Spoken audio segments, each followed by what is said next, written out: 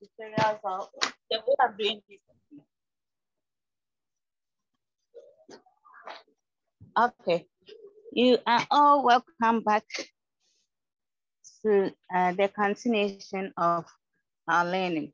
So we are saying that learners have that behavior maybe from home, and some have learned it around the environment. So what kind of behavior is beneficial or can benefit other learners? Maybe sharing of things, kindness, showing gratitude, being obedient, and that. There are some learners who are home, they don't have anyone guiding them, they don't have that good upbringing, no rules in the house, they do whatever they want. So when they come to the school, they can, when you manage your classroom effectively, then the learners can also learn from that. So we are here to guide teachers to know what activities they can use to help learners learn from others. Then we talk of the negative effects of corporal punishment. What is corporal punishment? Another name for corporal punishment is physical punishment.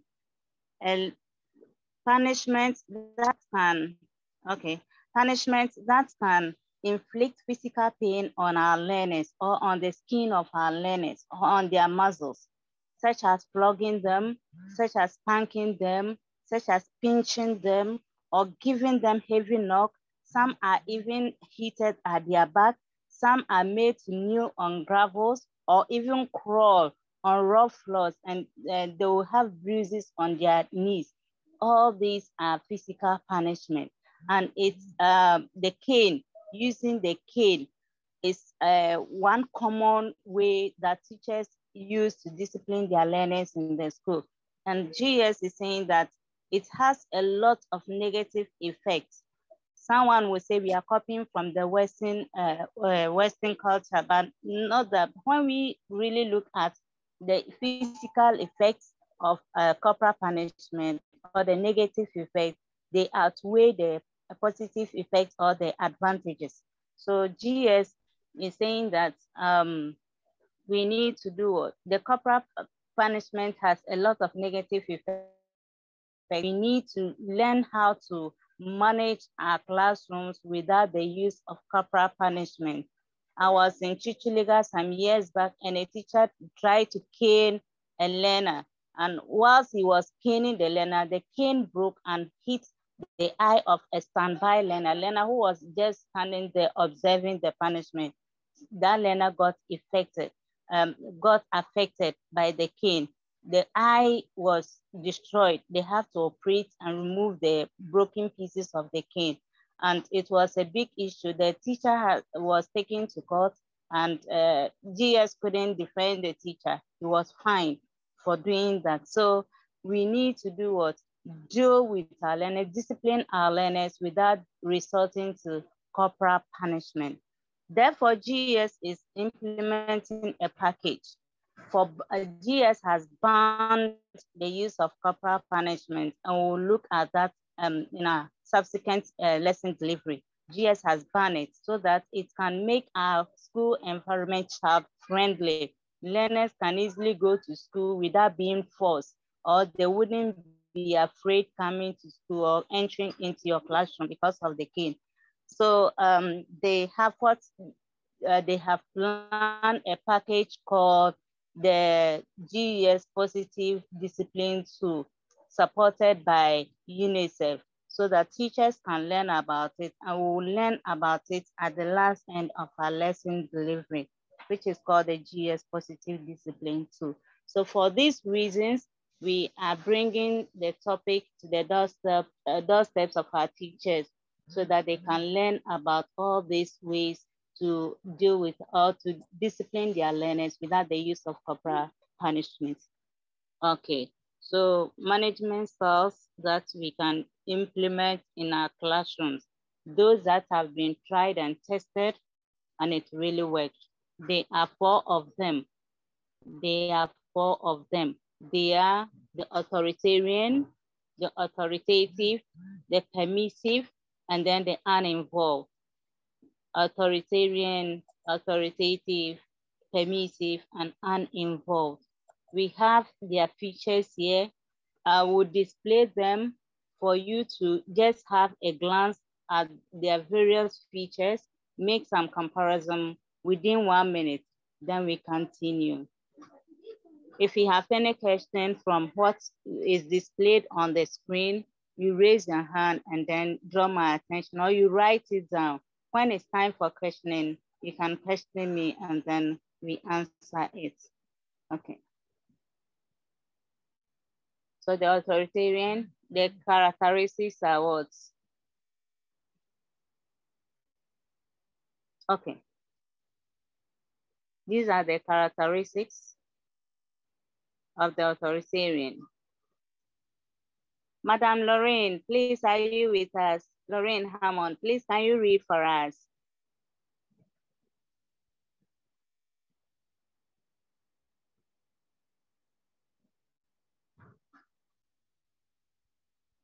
Madam Lorraine Hammond, can you read for us?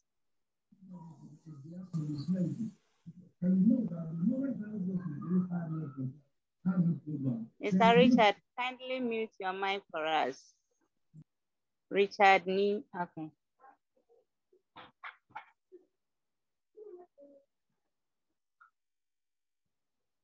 Madam Gertrude, please, can you read for us?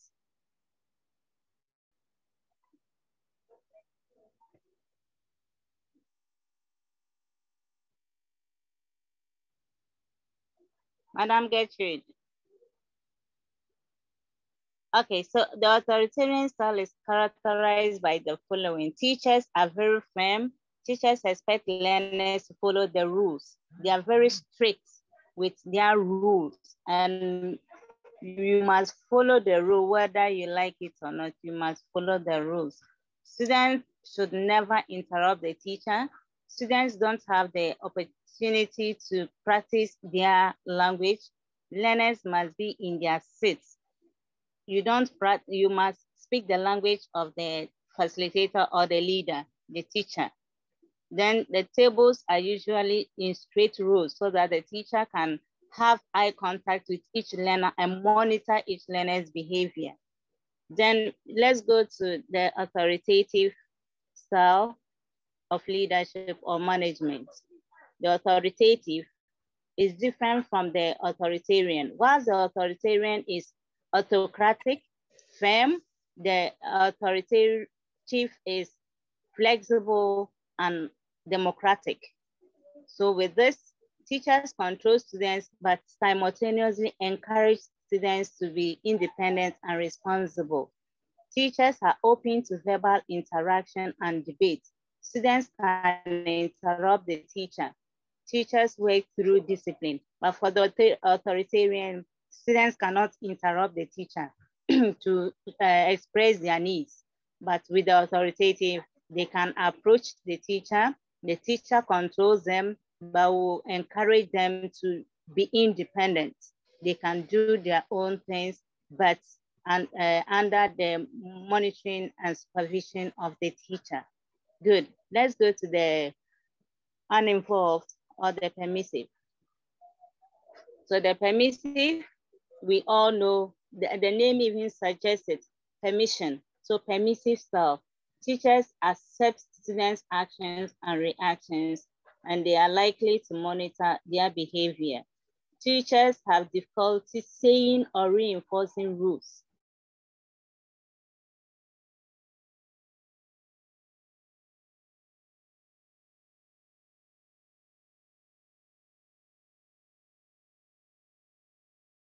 And inconsistent discipline, their rules, they are not rigid.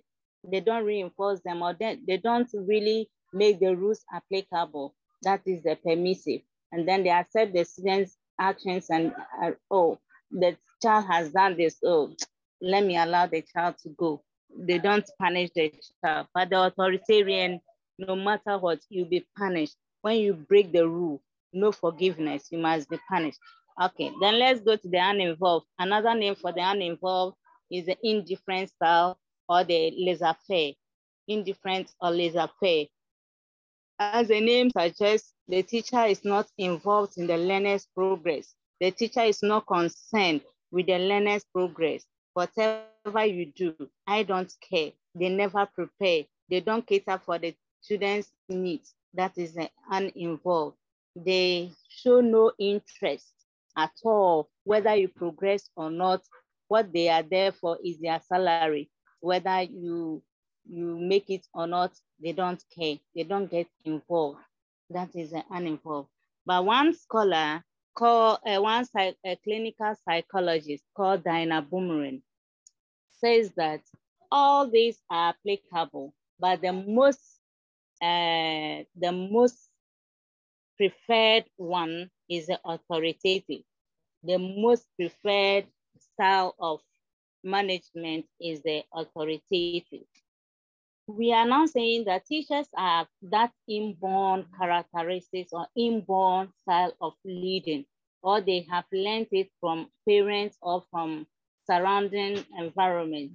If they have this dominance, one can be a dominant authoritarian, one can be a dominant authoritative, or one can be a dominant permissive, depending on the inborn or hereditary factor of a teacher or the biological makeup of the teacher.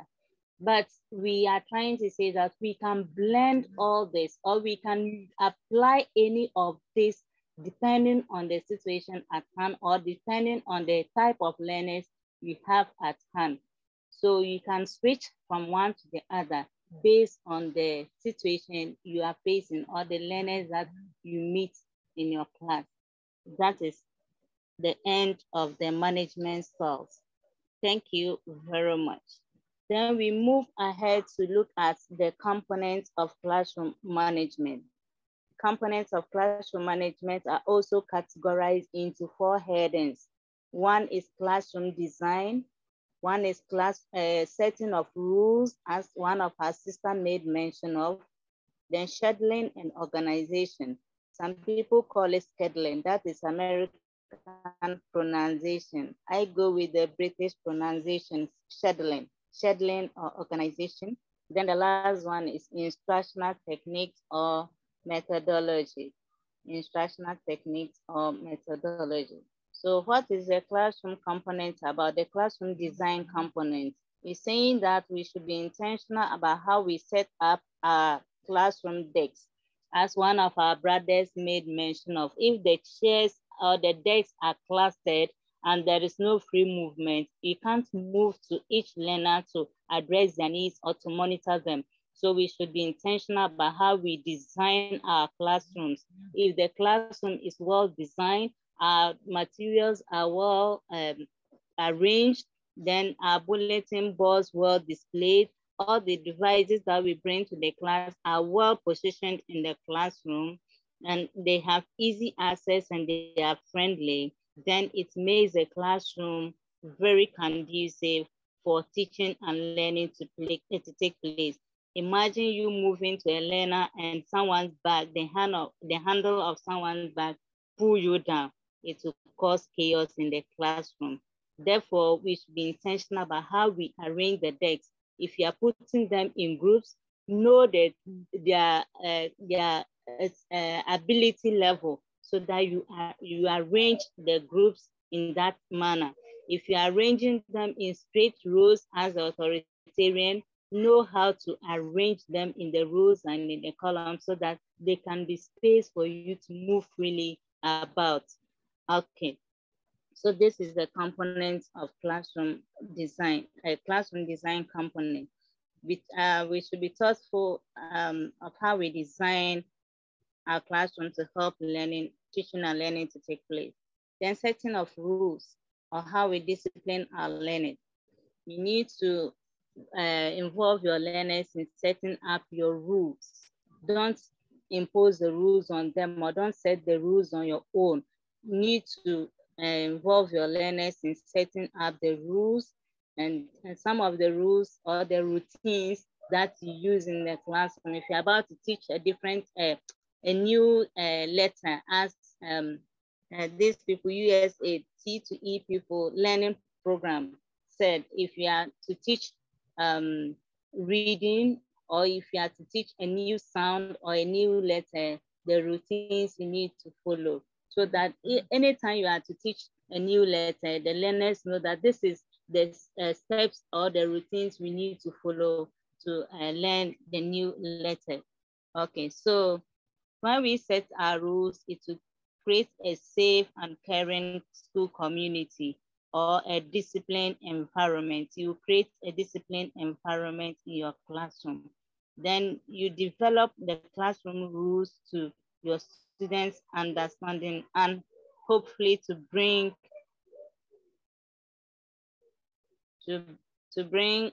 respect and discipline in your class. Then while it may not be favorable for your learners, you make sure that they abide, and you explain the sanctions for breaking each rule. So when you set your rules, explain to them why you are setting the rules and the consequences of breaking each rule for the learners. Teachers must also be applied when setting the rules. You should also get involved. Set the rules for yourself and the learners, so that if you want your learners to come to school early, and if they come late and they are punished, what happens to you, the teacher, when you come late? So you need to do that for the learners to also feel that the rules are not for only the learners, but the teacher too. Okay, let's go to scheduling and organization. When you are scheduling, you should be in school in time. Make sure that everything is well arranged. Your your TLRs are all available for use. You are well set up in the classroom. You don't rush. You have planned your things in that orderly manner, so that when you come to school in time, you get yourself relaxed, and then you refresh your mind. Then you know what you're about to do that very day. You have energized yourself before you set up. When you go to school late, or you go to school after the instructional time, you see that you rush and you will not be able to deliver well. But when you go early, you are able to sit and then plan everything in that order. Your TLMs are there. You won't go about looking for one TLM from one class to the other, from the office of sending learners go and buy this and that. Get everything ready, your TLRs ready for lesson delivery, so that there will be a successful teaching and learning activity that very day. Okay, so let's go to the last instructional technique. We know you have been practicing most of them, but let's revise ourselves what the instructional techniques are all about. First instructional technique is make your lesson interesting. Keep the lesson moving. Include few activities. Research has shown that learners at their various ages or their various levels have attention capacity. So you need to know the age of your learners and know their attention capacity, so that you wouldn't go beyond their attention level. If they pay attention up to 15 or 10 minutes or 20 minutes, and you teach beyond that, all the things that you say or all the activities you do makes them bored or piss them. They don't even understand, they wouldn't even absorb anything after that. So you need to know your learners' attention level, so that you deliver your activities within that period, so that they can learn effectively. Okay, so these are activities that you can do or techniques you can apply in your classroom. We just look at the most important ones. Okay, the firm yet friendly and supportive to learners. So the application of the various um, management styles are here.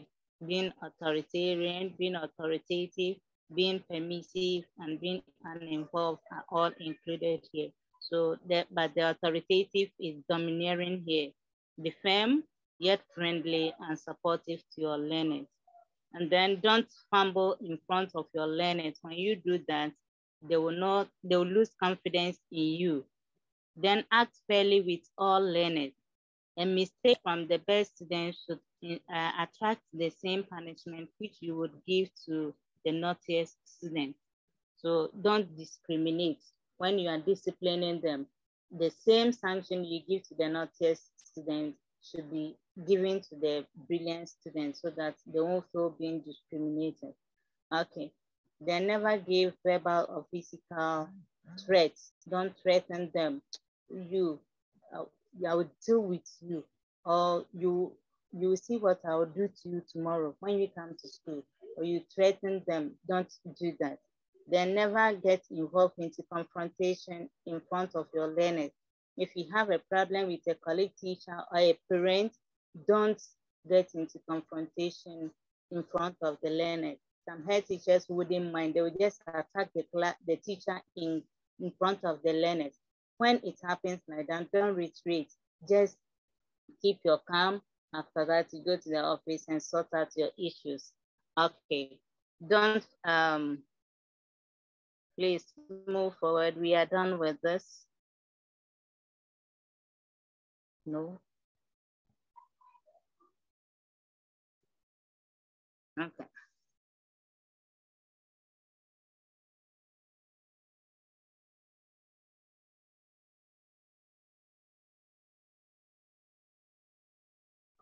Should I move on?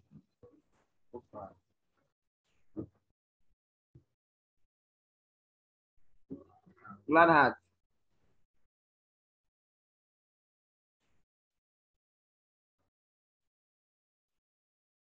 All right. I think the line is dropped, and she will join us very soon. Okay, she's back. Please, can you hear me? I cannot hear you to continue. Okay. I'm saying that the instructional techniques, we have some of them that we have skipped. Okay. Instructional technique. Okay, here. Yes. Here, right? Yeah, we are here. Okay, thank you. No, move to the next one.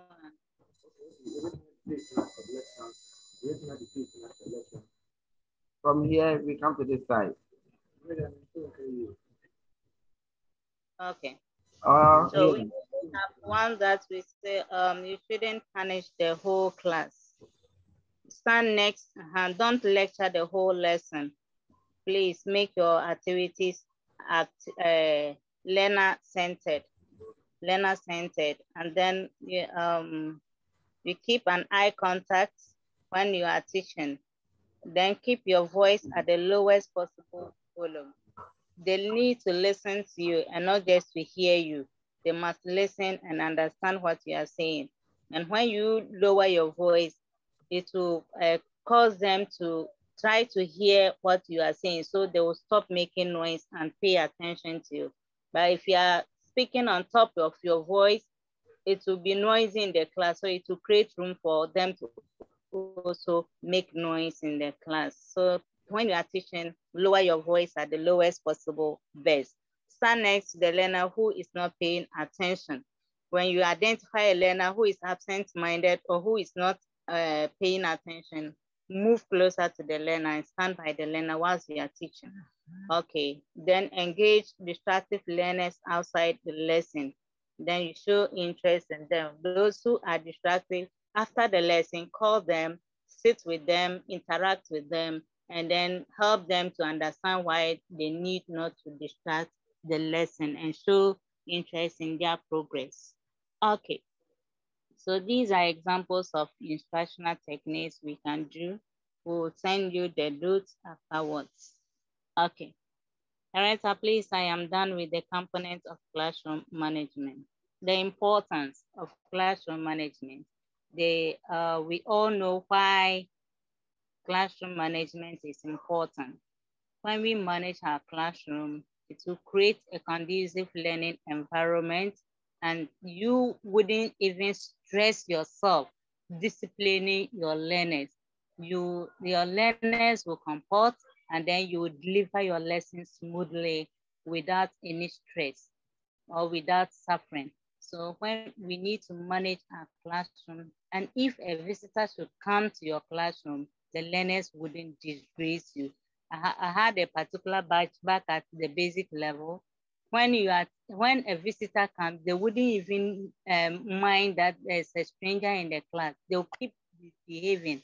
So I set up rules and it really worked. So we need to manage our classrooms very well to create and sustain an orderly learning environment, improve meaningful academic learning, and foster social emotional growth of our learners, then increase students' academic engagement and lower negative classroom behavior. It will lower their misbehavior. Okay, this the importance of classroom management. Okay, so let's go on to the strategies, management strategies. We have been applying these classroom strategies that really worked for us.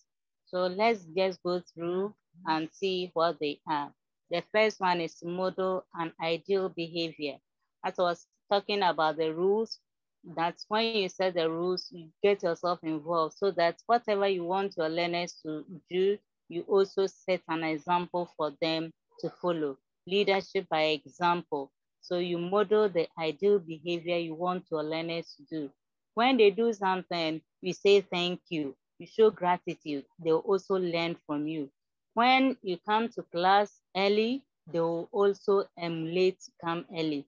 If they see that you don't fight or you don't quarrel, they'll also emulate that character. So you model the ideal behavior for your learners to follow. Let students help establish the guidelines as I explained earlier. Then you document your rules. As our sister also made mention of pasting the rules in the classroom. We can have a rule book that every morning they will recite some of the rules, and closing, they'll recite the remaining rules. Once this term begins, you read the rules for them. Or when they come to your school, your classroom for the first time, you spell out the rules. And you let them join you to set the rules, and then you continuously remind them of the rules all the time. You can paste them for those, the upper classes, those who can read, paste them advantage points that they can read. If possible, laminate them. Then avoid punishing the whole class. Avoid punishing the whole class. When something happens, make sure that you identify the perpetrators and punish them instantly. Don't punish the whole class. If you do that, learners who are innocent or learners who are not involved will have a grudge with you. They will feel the pain. So don't punish the whole class. Then you encourage initiative. If you identify a talent in your learner, you need to encourage the learner to improve or to better his or her talent. Then you offer praises. We have been doing that. Well done. You have done this thing very well like this. You compare them to people who have made it in life. Oh, you have done it. You can read. You have read like a journalist. You have spoken well like a president. All this. Then you use nonverbal communication to correct learners. Not all the time shouting at them. Use nonverbal communication like signals or gestures to draw their attention to whatever they are doing, encourage them. You can hold parties at the end of the term or at the end of the academic year, birthday parties or whatever, just to refresh yourself and entertain yourself in the class. Then give tangible rewards, not just toffees and sharpness or what, but tangible rewards. Like you can give them a textbook, a notebook, or a mathematics practical set or anything that you feel the learner may need in the classroom. Give them tangible rewards. Then build excitement for content lesson plans. As we said earlier on, your lessons should be what? Interesting. Make it interesting. So the starters, there's songs and verses we've been singing and those ones. You can do that to make your lesson interesting. Then you can interview learners to know what they need. We used to have a counseling session that when we close or that very day, even on the new curriculum, we have that 1 hour extracurricular activities. So counseling is part of it. So you call them, interview them to know their needs, to know what their concerns are, then you address them. Then address bad behavior quickly. Don't postpone it. Punish them instantly for them to know that this that they have done is not acceptable. When you postpone, they may even forget that they have done this, or they can even deny doing it. So you need to punish them instantly. And then use positive or negative reinforcement. What is reinforcement? You have identified a character in a learner that you think is acceptable, you think it's okay, then you need to reinforce it. You need to let the learner continue and do it better. So not to refrain from it, but to continuously doing it. So when you do that, other learners will also learn from that particular learner. You can even call the parents to come to the class and you praise the learner in front of the whole class. You can send letters to parents to praise them. So we can do that to our learners too. And then when you identify a learner who is at a comfort zone and can disturb, you can remove the learner from that place to another place just to help the learner comport in class. Then make positive letters and phone calls, as I said earlier on, to the learners' parents to inform them about their progress and also praise them. Okay, so these are universal classroom management strategies that we can implement in our class. So the remaining ones will be showed, then you read. If you have any question, you can ask. Director, let's go on. Thank you very much. I think the length of the tutorial is supposed to end here because those will be downloading to relearn. Okay. When it's lengthy, they can't. So we'll end here, okay. go offline and then come back again.